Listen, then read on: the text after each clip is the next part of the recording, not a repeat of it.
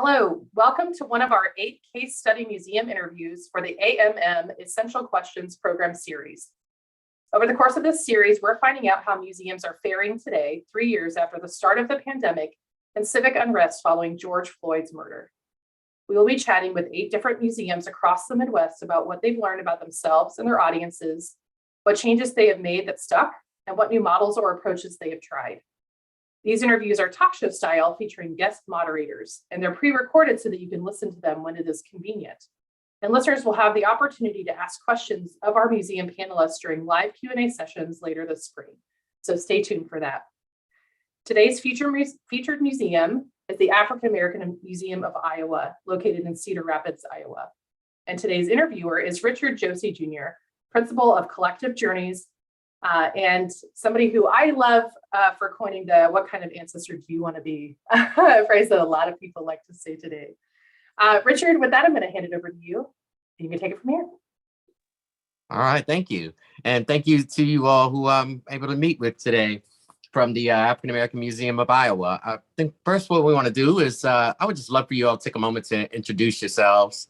Lanisha, if we could start with you.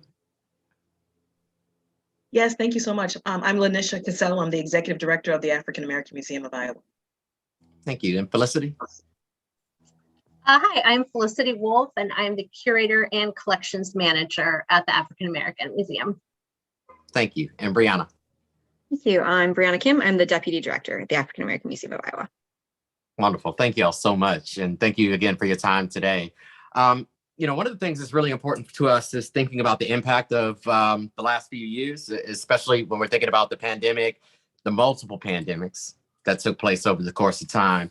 And so I want to kind of start from this idea of getting a sense of what your new normal is like. And I think the first question that I'll begin with is, let's start with what's been new in the last few years in terms of, what's been going on there. And yeah, please. So I was thinking that in terms of our program delivery, I think that even though there were some things that we were doing similarly before the pandemic, we've definitely increased our virtual opportunities across the state, which gives us more access and for content delivery.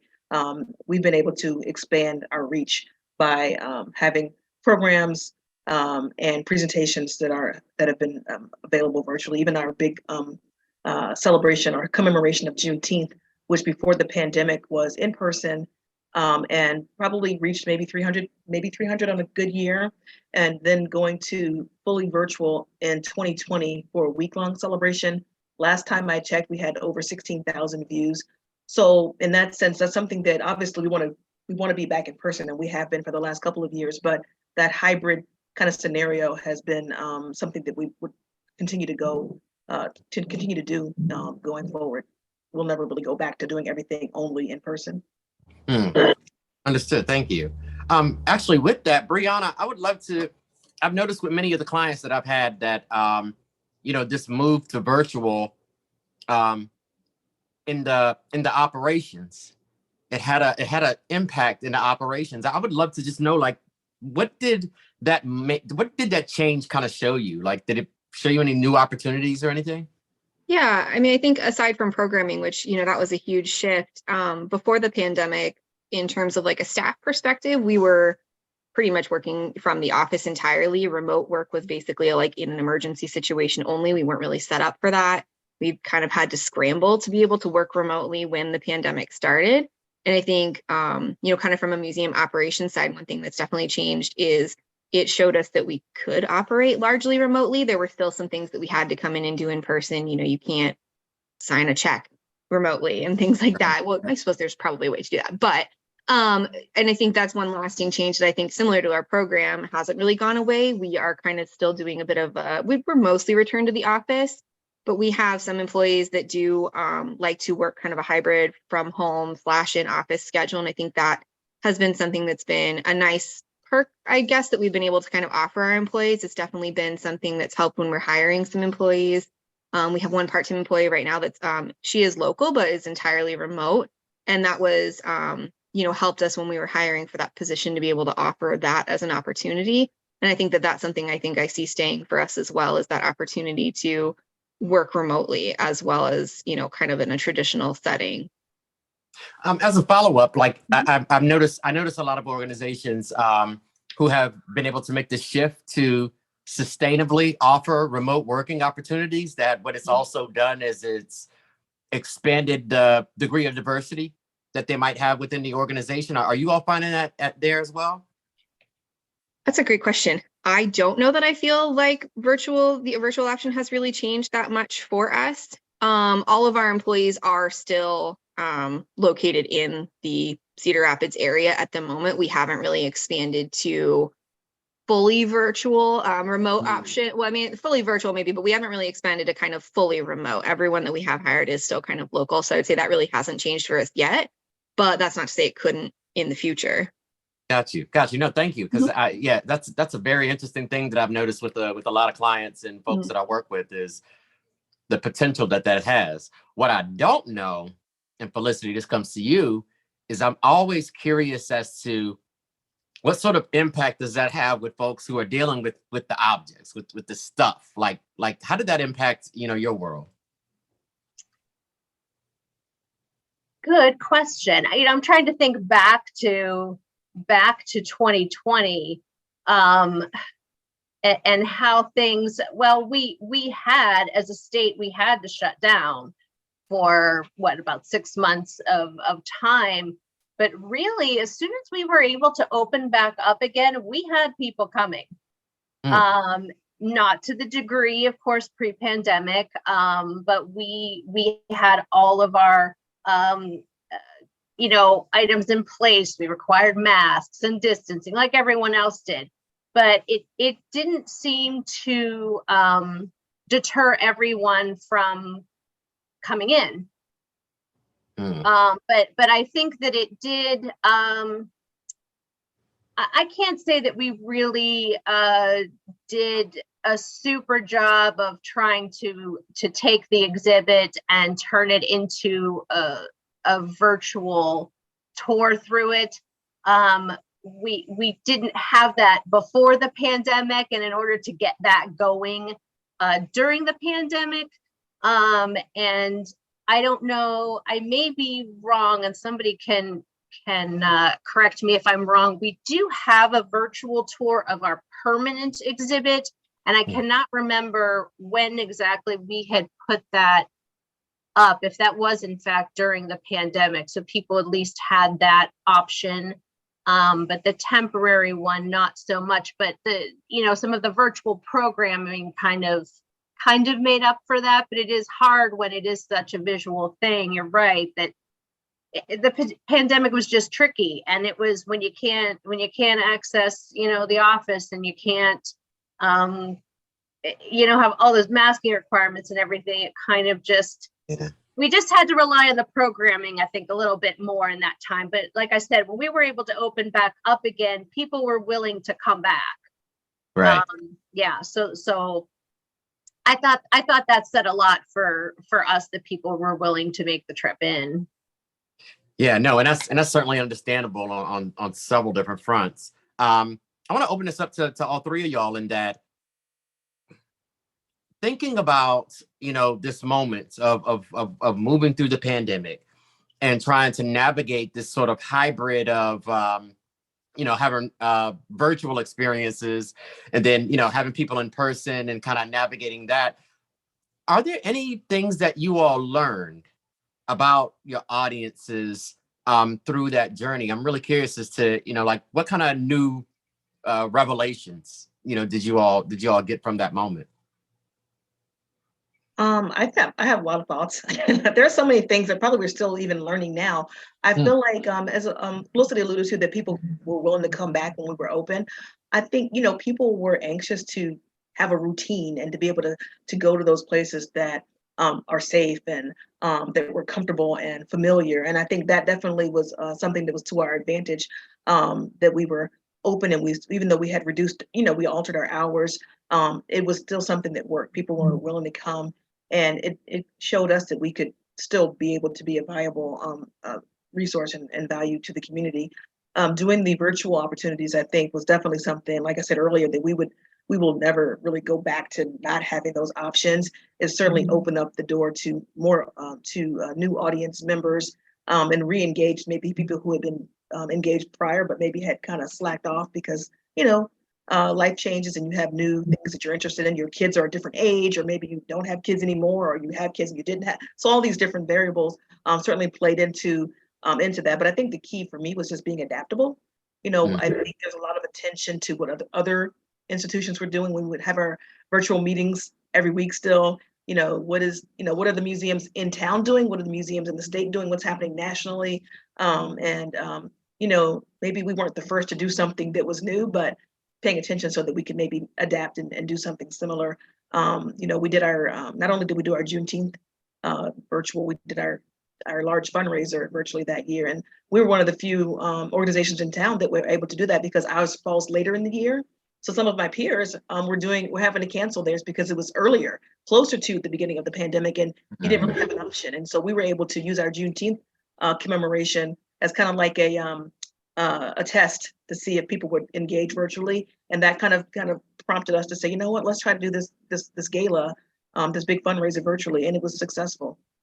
I would say too, from my perspective, what happened in 2020 was our exhibit was on 21st century protest, and it was installed, 3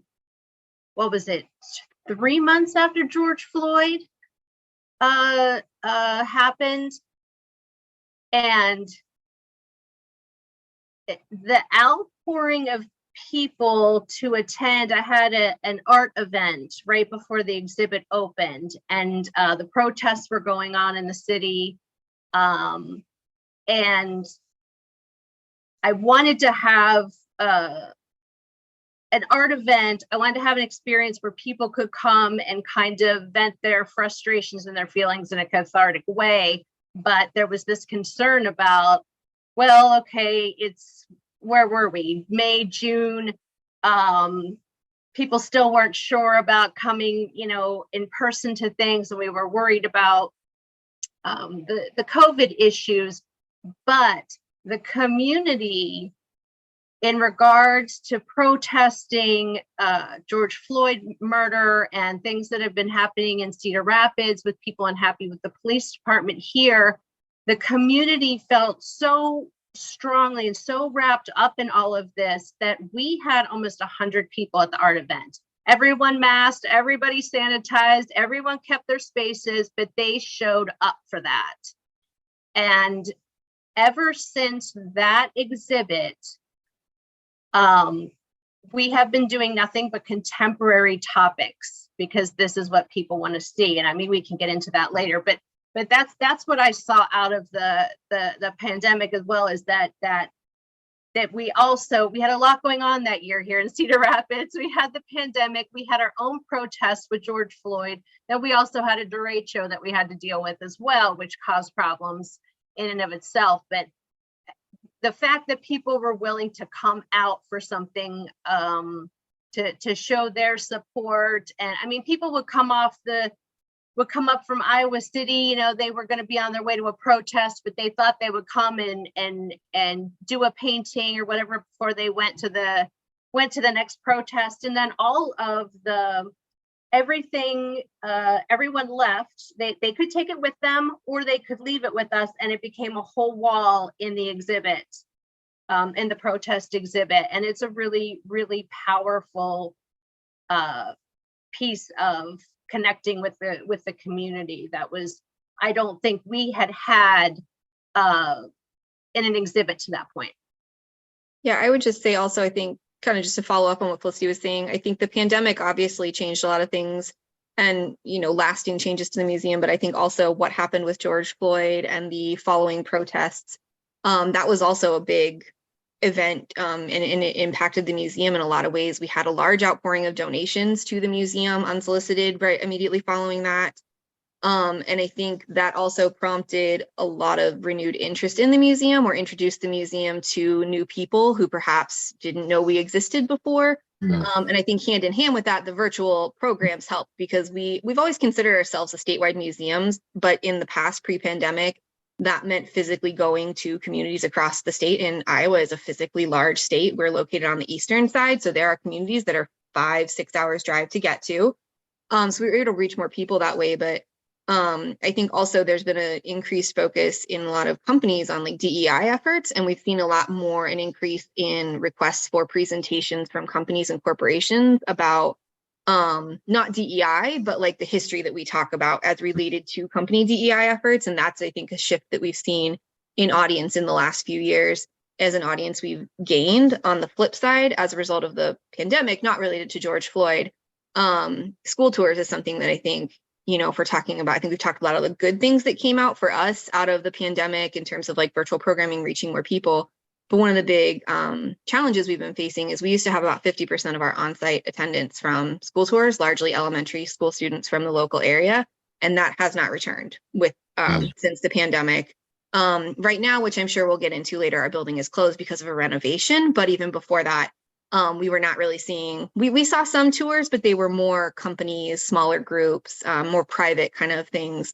We have not really seen the school tours come back in the way that they were. And so we're still kind of trying to navigate, how can we still engage with the schools if field trips are no longer a viable option, because they were always pretty guaranteed. We didn't have to do a whole lot to have those people, the teachers coming to us wanting to do the field trips. And we're still kind of trying to navigate that challenge, I would say.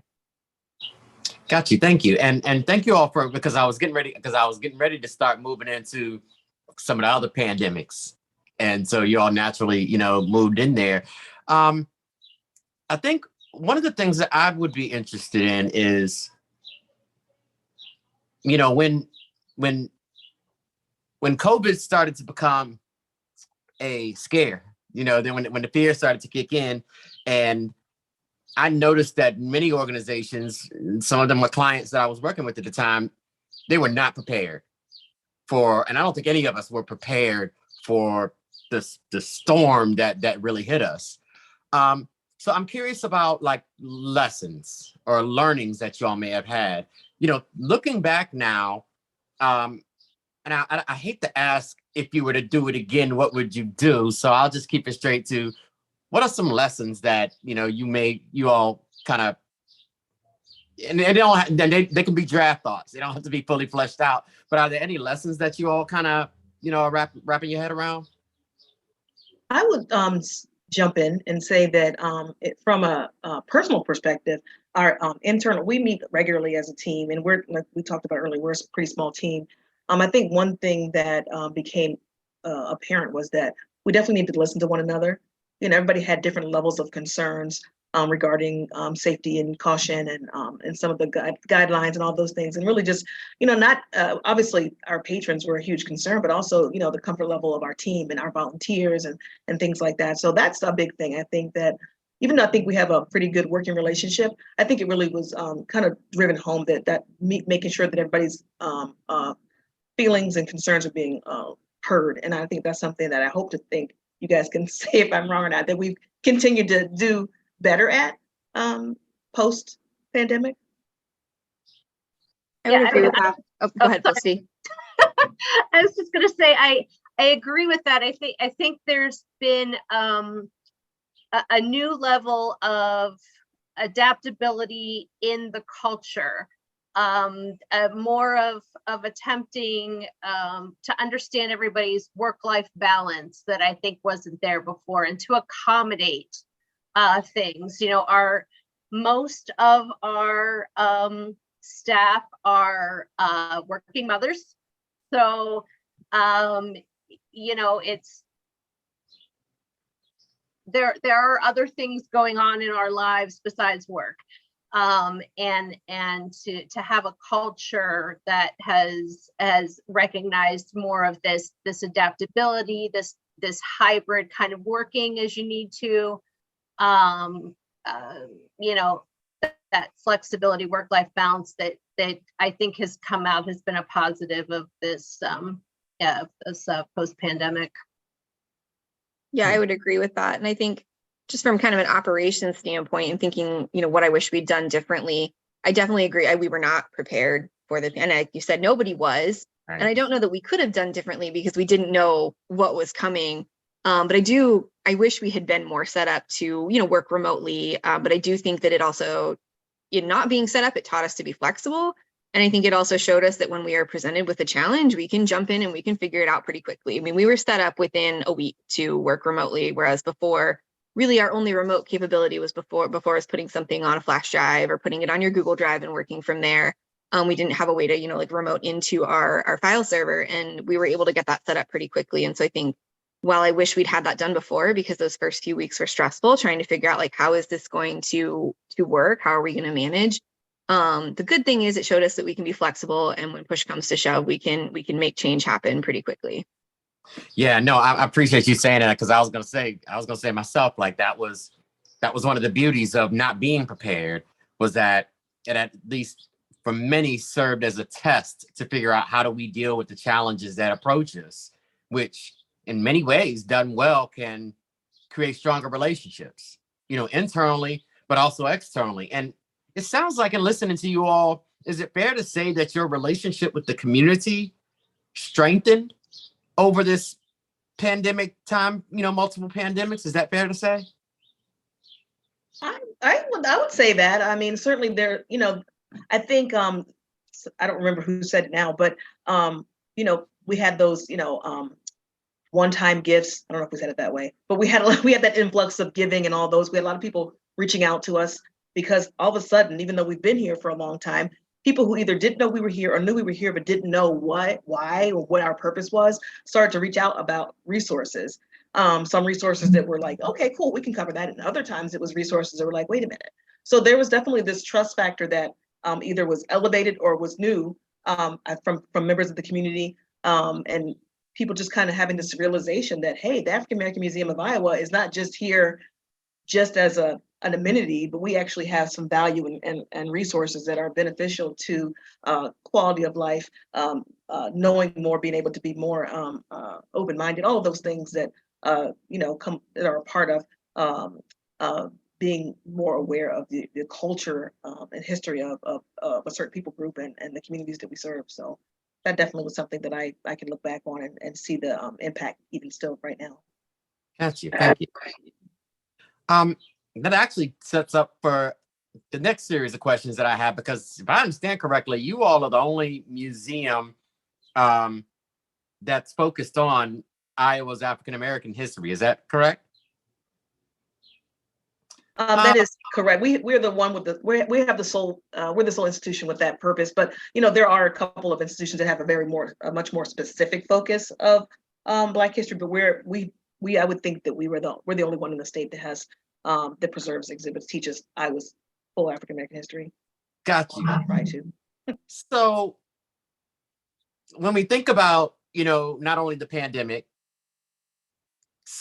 pandemics, but more specifically with George Floyd and just overarching national concern in regards to relationships between police and people of African descent, and you all being the African American Museum of Iowa, like, I'm curious as to, there's something that someone said earlier in terms of, starting to talk more about contemporary subjects. Like, is that something that changed? That was a change, correct? It was a change. And it was a change beginning, first of all, when Lindisha came on board as the new director. There was a little more a desire to kind of push the envelope kind of thing. We were doing very doing very traditional, very safe, almost survey type exhibits, temporary exhibits. I should say we have a permanent exhibit which basically traces African American history and African American history in Iowa. And then we have a separate temporary gallery, and that's the exhibit that changes year to year. So our so what we what we have found, what we do is we come together as a staff and we have a list of potential exhibit topics, and we kind of talk through them, and we also talk about, well, what are people talking about now, because of course it changes year to year. And we come up with about 3 or 4 we think, yeah, this has potential. And then what we started to do is actually send out community surveys. Everybody in our contact database, we put it out on social media, any place we can, to get the community's opinion. They rank them 1 to 4, 1 to 5, to get the community's opinion on what they want to see. And what we have found is since 2020 or 2019, actually, because I think the one on 21st Century Protest was the first exhibit that started this shift, is that people want contemporary topics. People just seem, and I don't know if it's just this Black Lives Matter and George Floyd has just brought about this awakening in the press and awakening in our society that, oh, we should start paying attention to these issues, and more people seem to be open to these ideas. So since the protest one, I mean, we just closed redlining, an exhibit on redlining. We currently have one that's entitled Suspended, which is systemic oppression in our schools. I mean, this is probably the most controversial one we've had to date. The redlining, we couldn't have gotten a better response on that one. I mean, people are like, are you traveling this? Is this going somewhere? This is great. You should have this up all the time, blah, blah, blah, blah, blah. People seem to be hungry for it. Those that come, we get, very few who are unhappy with what we're doing. And that's strictly personal opinions. So that I think that's kind of rejuvenated us as well, because we're getting more press coming to talk to us. We're getting more, what else are we getting more of, everyone? Collaboration. We're doing a more lot of collaborations. We've right. always been collaborative, but I think this has definitely opened up doors to additional opportunities, not even just the obvious ones. People always want to say, okay, there's a Black play, so let's maybe talk about that. Like, we don't have to limit ourselves. There's all these intersectionality that we can, be a part of. And so, and even when I think about when Melissa, you mentioned the pivotal point with the protest exhibit, I think that was pivotal, but I think also the 2 before that, the Untangling and Driven by Hope, were a little bit more contemporary than previous ones, but certainly protest was, I think, definitely, a distinct shift. I think we're at the point now where when we have our meetings to talk about exhibit topics, like, okay, we were really edgy on this one. Maybe we should be a little bit more, not as edgy. I like edgy. I like to push the envelope, but I don't do all the research and the work that goes into it either. So I have to talk off the ledge a few times. Right. And see, and Brianna, I want to bring this one to you because you're looking at operations and staff, and thinking about what goes into this contemporary work. Nisha, you were saying, like, that takes a lot of work. I'm curious if you all are seeing, like, has this shift caused the work to be harder or maybe easier? Or is it that simple? Like, how's it? Yeah, that's a good question. I think, Felicity could probably speak more to if it's changed the exhibit development process. I have developed exhibits, but, to be honest, like she was saying, I was curator when we were doing some of those more safe traditional exhibits. And I think that was partly institutional culture at the time. And I think, I did things like literature and the history of Black music and things that were a little bit safer. So I think it has definitely changed, and Felicity can probably speak more to the way that she develops exhibits. The research is a lot different when you're doing something more contemporary than when you're doing something where it's relatively easy to go find a few anthologies and some pretty, sources that are pretty well established. I think from an operations perspective for the rest of the staff, I think it's probably our educator position is currently vacant, but I think it's changed their position quite a bit too, because we typically do programs that relate to the exhibit and the exhibit topic. So that's kind of shifted a little bit as well. The way that we kind of approach programming and programming topics. And again, we've had some renewed interest in collaborations and a lot more reaching out from companies who are interested in the topics we're doing and want us to present about them. And it's typically our educator who would be doing those presentations. So it's changed things a little bit for them. I think in terms of kind of from an administrative perspective, I don't feel like it's changed a whole lot, like for, you know, other than I think just as a, you know, an institutional culture almost, that the fact that we're kind of doing these exhibits, being a little more, I don't know, controversial with our exhibits has, right, I think, almost like opened up the internal culture as well. Like, I think we feel very comfortable with each other. We feel very comfortable kind of talking to each other. We're comfortable talking about these kinds of topics. We know that we're not kind of afraid to push the envelope as an organization. And I think that that's made for kind of an opened up internal culture as well. Thank you for that, because I think that's the real key part for me is, you know, once we start talking about things that are close to us, you know, in our current day, that it has the potential of opening up wounds and creating more distance and a struggle between folks, and to see that you all have been able to navigate and move through that is super. But let's see, I would love to get your take on that in terms of how that's affected, you know, in your exhibits. But just to give you a heads up, I'm hearing about this, I got to read this, suspended systemic oppression in our schools. So I just want to give you a heads up. I'm going to come to that one next. I'm dying to hear about that. Well, we wanted to do something that was, you know, we started with school to prison pipeline, and then realizing like every topic we look at, it's just massive.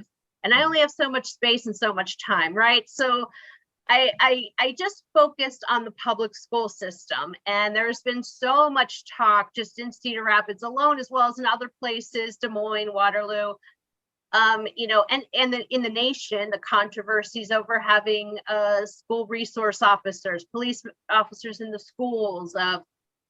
We've had instances of improper use of seclusion rooms, and just looking at how did public schools get to have these practices and policies in place that have caused severe and undue punishment to children, particularly those of color, and particularly those who are marginalized in other ways, like say in girls more than boys, even those who are at the intersection of being of color and also in the LGBTQ community, and just kind of highlighting that, because those particular, especially SROs, are such a huge topic. But looking at, well, where did this start and why are we here? And that's what I kind of try to do in all of the exhibits. Like none of these issues exist in a bubble. It didn't all of a sudden just happen. What is the root of this? And so I go back to Brown versus Board, because that's when it all started. And governmental policies that have taken place that have infiltrated the schools and have caused control and, you know, racial biases that occur that disproportionately affect. And overall, to my knowledge, people are very receptive to it. But there are, you know, I tried to make an attempt to not, I didn't want to accuse teachers of doing, you know, I think some people feel like perhaps that has occurred in some way, which was not my intention. I was trying to show kind of like, well, here's what's in the schools, but here's where it goes wrong. You know, due to implicit bias, due to administrative policies, that sort of thing. So I was just in a facilitated discussion with a group and one of our board members, and it was quite a lively discussion, I will say. Someone disagreed with their wife was a teacher, and I get it, you know, of course you're going to be defensive about things like that, but the conversation that went on was an important one. We kind of push these, nobody wants to have an uncomfortable conversation about anything, right? None of us do. But to put that, to have an exhibit where people can read it, form their own opinions, get angry about it, get upset, get happy, get sad, get whatever, trigger something in them that they can then go through in their lives, learn more about it, do something about it, even if it's something little in their community, in their own school, in their whatever.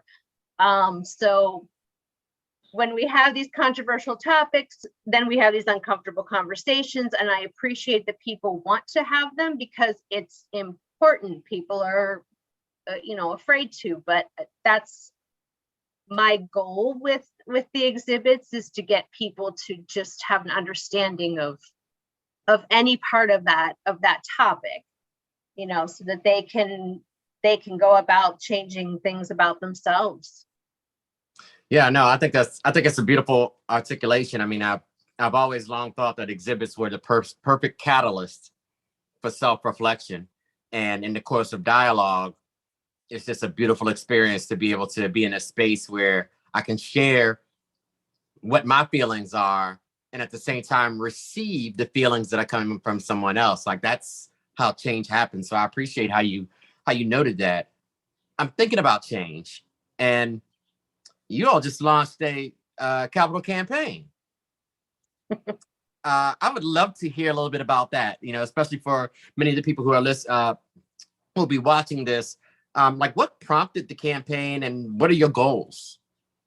So the campaign launched as a result of the City of Cedar Rapids flood control system. So as a result of the 2008 flood, this has been long in the works. And so a portion of the flood wall is coming through the museum's parking lot. And so the City of Cedar Rapids did an analysis of the impact of the flood wall, the flood protection to our building, to our facilities and our operation. And it's a major endeavor. And so that alone was kind of prompted us to think about some of the other things that we could do to take advantage of this opportunity. If this is going to happen, it's going to cause road closures and major construction. Well, why not address some of the issues that our building has had over the last years, including a new roof, HVAC, sprinkler, a facade, and all of the things that we know that we could tackle with a project like this. So that's when we decided we needed to do a renovation project, in addition to just the part that was directly impacted by the flood wall. And so we launched that campaign last year. The city chipped in, of course, with a large chunk because of the flood wall, and then put together the building and steering committee campaign chair. And we've been, touring the state with a large focus on Des Moines in terms of fundraising. And a part of that has been increasing our network and our visibility and awareness. And that's really done great. Our project goal is $5 million with an additional $1 million for our endowment. We just got to about 4.2 with a huge gift from the state, and we are set to present for another large contribution from the state next week. So things are going really well. That's beautiful. Thank you. Thinking about that, and kind of marrying that with what we've been talking about previously about these last several years and these pandemics, I'm curious as to if your experiences in the past few years, if that's caused you to shape or adjust what your thoughts were about in terms of the types of things you want to do with the building. Yes. Listen, there's not enough space to contain all the things I want to do. Right. There's so many things, but I think because the response to our project and our campaign has been so positive, that's definitely given me a lot of thoughts on things that I want to see for our future. And the building reopening with some of the new features is going to be, I think, definitely transformative. And we're working right now on how do we maintain that kind of that novel feeling people will have when the building reopens, because it's a big buzz already. So we know we're going to get a lot of attention when we first open. How do we maintain that post renovation, post reopening? So that's something that's been on a conversation and some thinking that's been happening more recently. Okay. Thank you. I got two more questions. Just two. First one, if you were able to offer any advice, to other museum professionals who are sitting in your shoes, through this type of situation, what kind of advice would you offer them? I'll start. I think I would say be flexible. I think that's a natural answer after the pandemic, but I think also just in general, I've been at the museum it'll be 10 years this year. And physically, it doesn't look a lot different quite yet, but it's going to soon. But in terms of like institutional culture, how the staff looks, how we do things, it looks a lot different than it did 10 years ago. And, in some ways that's kind of scary sometimes, but in a lot of ways that's exciting. And I think especially over the last few years, I've just learned that you just have to be flexible and just, not get stuck in the, like, we've always done it this way, so this is what's comfortable. But be open to new ideas, be open to the ideas of your team, of the community, and like really think about some of those things before you just say, oh no, we can't do that. That's too hard, or that's not how we do it here. So that's my 2 cents. Okay. I would say to all the ones creating exhibits who are now realizing that they need to have voices of marginalized people in their exhibits, don't be afraid to do it. Just do it. It's okay. I get many emails and calls from other institutions. Can you read this over? Does this sound okay? You're doing great. Just do it. Just have the other voices in your collection heard. Okay. And I would add that growth sometimes takes risk. Yes. I appreciate all of that. Mm-hmm. My last question. If we had an opportunity to restart this whole interview, what would be one message that you would want to make sure that that museum professionals across the country knew? What is one message that you would want to share out to museum professionals across the country?